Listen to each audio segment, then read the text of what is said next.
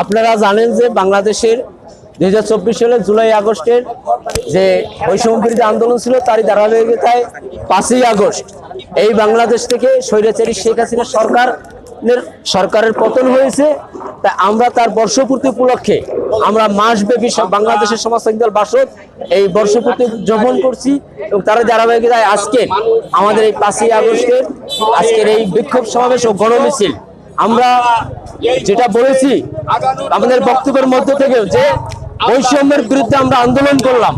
আপনারা শুনলেন বক্তাদের মুখ থেকে যে আজকে সারা দেশের সেই বৈষম্য মুক্ত হয়নি। একদিকে আমাদের কারখানা শ্রমিকরা বৈষম্যের শিকার হচ্ছেন, তাদের ন্যায্য অধিকার তাদেরকে ফিরিয়ে দেওয়া হচ্ছে না। আরেকদিকে আমাদের যে পরিবহন শ্রমিকরা আছেন, ব্যাটারি চালিত যানবাহন সহ তাদেরকে উচ্ছেদ করার পায়তারা চালিয়েছেন এই অন্তর্বর্তীকালীন সরকার।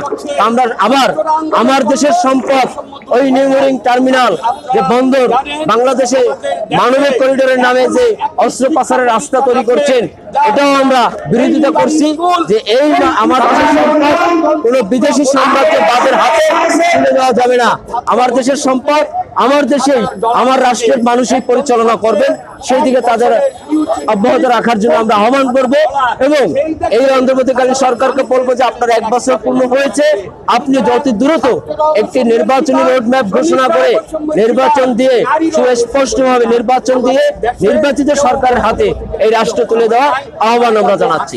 5ই আগস্ট 2024 সালে ছাত্র জনতার যে গণঅভ্যুত্থান, আজকে 5ই আগস্ট গণঅভ্যুত্থান দিবস, সেই জন্য বাসদ সেই গণঅভ্যুত্থানকে স্মরণ করতে এবং সেই গণঅভ্যুত্থানের হত্যাকাণ্ড চালিয়েছে সকলের বিচার, সেই বিচারের দাবিতে এবং একটি বৈষম্যহীন সমাজ নির্মাণের করার ক্ষেত্রে করছে সেই পরিস্থিতির প্রতি অবতীর্ণ হওয়ার জন্য আজকে আমাদের এই সমাবেশ। আপনারা জানেন যে আমরা দেখছি যে এই সময়টা জুড়ে পুরো 1 বছর গেল, 1 বছর এখন পর্যন্ত জুলাই আগস্ট যে হত্যাকাণ্ড, সেই হত্যাকাণ্ডের বিচারটা আমরা সামনে দেখতে পাচ্ছি না।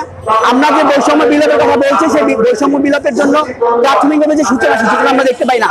আমরা দেখছি যে সরকার এই হত্যাকাণ্ডের বিচার করার দিকে যখন আগ্রহী তার থেকে সে বেশি আগ্রহী কিভাবে বিভিন্ন বিদেশিদের সাথে চুক্তি করা যায়, দেশের বিভিন্ন বন্দর, এখানে মানবিক করিডোর, এখানে স্টার লিঙ্কের যে ব্যবস্থাপনা সেগুলো কিভাবে বিদেশিতে দেওয়া যায় সেই জিনিসগুলো তারা চেষ্টা করছে। আমরা সেগুলো সব দপ্তর বন্ধ করার দাবি জানাই এবং একই সাথে দ্রুত সময়ের মধ্যে একটি অবাধ গ্রহণযোগ্য সুষ্ঠু নির্বাচন দিয়ে আমরা আন্তর্জাতিক সরকারকে সহযোগের কথা বলছি।